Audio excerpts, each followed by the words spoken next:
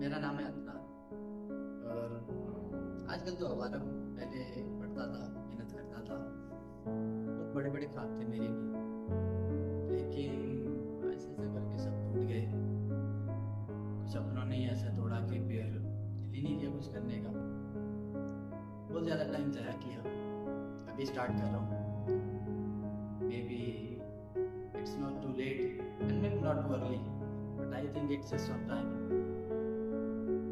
But इंशाल्लाह I will do something. और वो जो टाइम था ना मेरा थोड़ा था, जिसमें मैंने कुछ भी नहीं किया, just I just wasted my 1.5 year almost.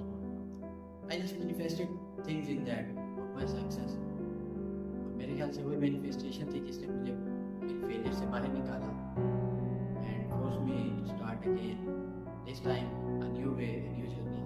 Let's see what happens.